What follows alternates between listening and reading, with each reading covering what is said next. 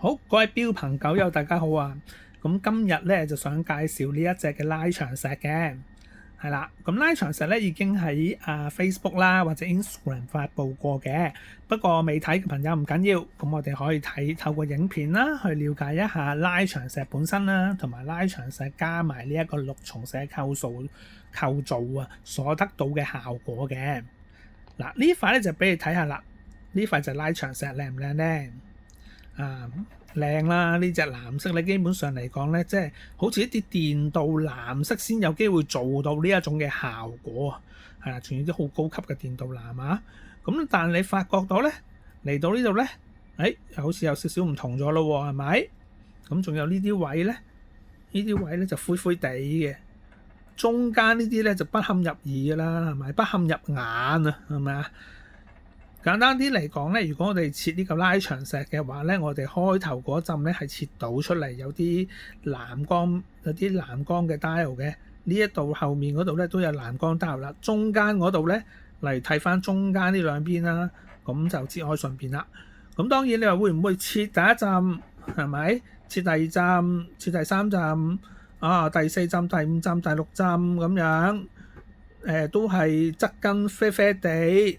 前面就藍藍地，咁令到好多咧咁樣，咁就要睇下你嘅彩數啦。咁再加上咧，我哋呢一個嘅拉長石啦，咁我哋要切到去成為0.5mm 嘅，咁佢自己本身咧，你見到咧有好多天然嘅紋嘅，啲天然紋理其實好靚嘅，即係隻錶上面嘅時候，但係我哋切割嘅時就麻煩啦，因為呢啲本身天然嘅裂紋咧，佢係脆弱啲嘅。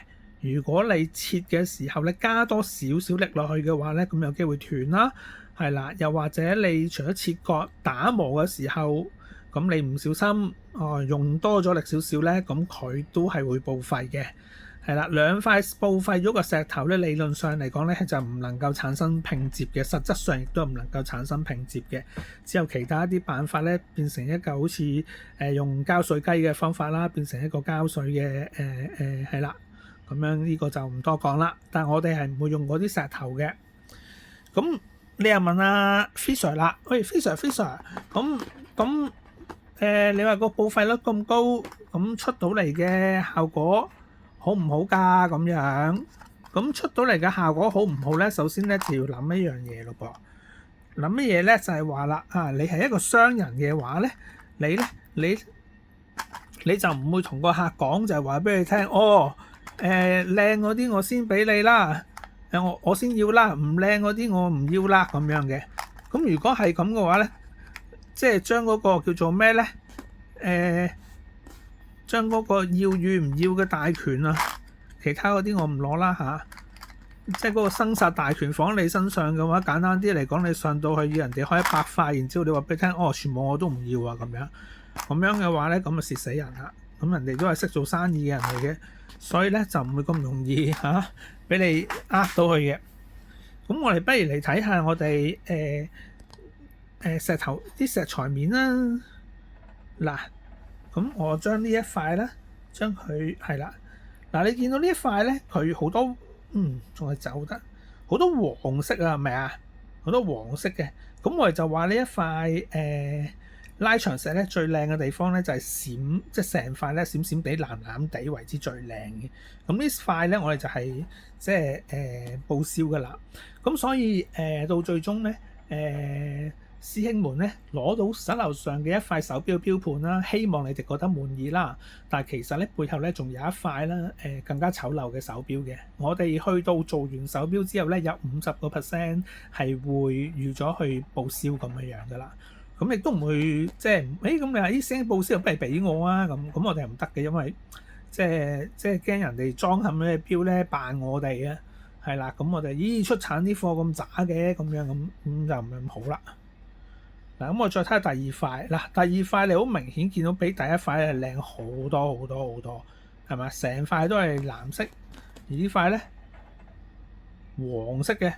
咁所以如果我將佢拼嘅話咧，嗱，上面嘅好啦，下面嘅唔好咯噃。咁我又再拼下呢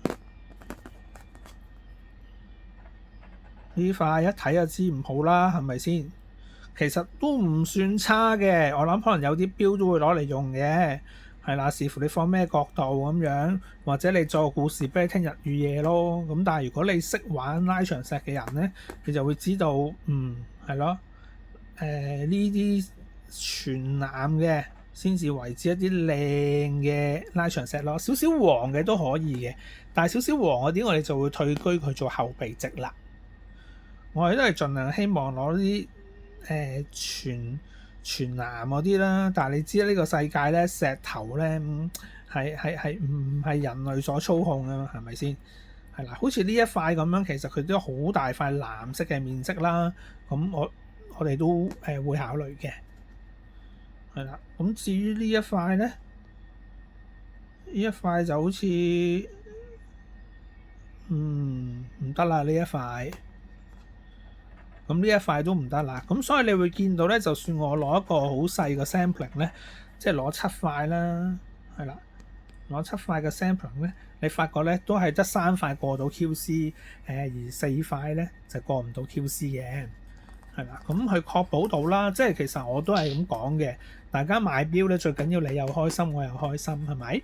不過今次咧，我哋上 Kickstarter 嘅話咧，其實我寄俾你嘅時候咧，因為唔係你親自去揀啊，咁所以咧有機會咧，你會因為話哇呢隻錶好似唔係咁靚波咁樣，我單又唔係咁靚喎，咁會唔開心啦。咁所以我盡量揀啲我認為好嘅，係啦，或者篩選一啲大家都認為唔好嘅俾大家，盡量將呢個即係 effect 啦，我哋去 minimize 佢咁樣嘅。咁放心啦，即係每一隻我揀得出嘅手錶咧，都係我會戴嘅手錶嚟嘅，係啦。嗱，咁呢一隻咧就好得意嘅，呢一隻咧你話咦阿 Sir 你飛呢隻啦，係咪飛 Sir 咁樣影埋我個樣添？其實佢唔係嘅，呢個燈光咧比較難攞啲，佢咧好得意嘅，佢喺下面嗰度會閃一閃藍啦，中間又會閃一閃啦，上面會閃一閃啦，但係咧佢有唔同嘅角度㗎噃，同埋有唔同嘅光亮度咧。先至睇得到佢嗰種閃靈嘅，係咯。我睇一睇，睇下點樣放唔放到，或者攞啲機仔應該都唔得啦。係啦，但係如果佢能夠放到幾種嘅閃藍出嚟俾人睇嘅話咧，其實佢係幾靚嘅。係啊，睇下得唔得先？係因為佢一爆，即係一光射落去嘅時候咧，佢鏡頭爆咗，唔好意思。咁咧呢隻手錶就會準備參加 Good Design Award 嘅比賽嚟嘅，正正就係呢一隻嚟嘅啦，係啦，正正就係呢一隻嚟嘅。咁我哋講就係話，其實人咧喺唔同嘅地方咧都有唔同嘅即係發亮點啦。咁只要肯努力嘅話咧，其實人嘅發亮點咧就總會俾人哋會去發掘到啦。係啦，咁人只要努力嘅話咧，亦都會得到人哋賞識咁樣嘅。咁希望各位師兄師姐同樣啦，喺你人生入邊啦，幸運揾到貴人啦，找到個讓貴人找到你嘅發光點啦，從而喺事業啊、愛情上啊可以發光發亮咁樣嘅。咁撇開其他唔講啦，咁我自己本身咧因為即係點講咧，我唔係一個專業嘅攝影師。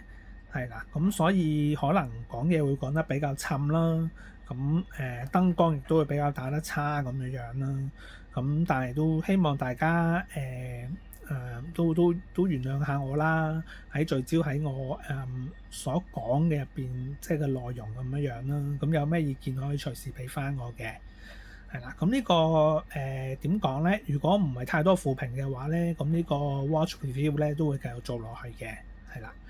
咁臨尾都想講一講咧，其實咧我哋呢隻錶咧，呢一個佢係5金屬，即係5級鈦金屬殼嚟嘅。但係呢一度咧，你會見到咧，佢呢度有個即係倒角喺度嘅。咁嘅倒角直接延伸到去個錶殼入邊，咁所以咧做得好靚嘅，係啦。咁本身我都諗住戴手套㗎啦，因為佢係好吸指紋嘅。因為佢好靚，好靚，好靚。呢隻5級嘅鈦金屬拋光喺內地嚟講咧，技術係好成熟嘅。佢即係望落去唔似鋼鋼咧只有種灰灰地嘅味道嘅，所以我成日同朋友講話做錶嘅話咧，就真係攞用鈦嚟做啦，唔好用鋼嚟做啦，唔好慳翻少少錢咁樣啦。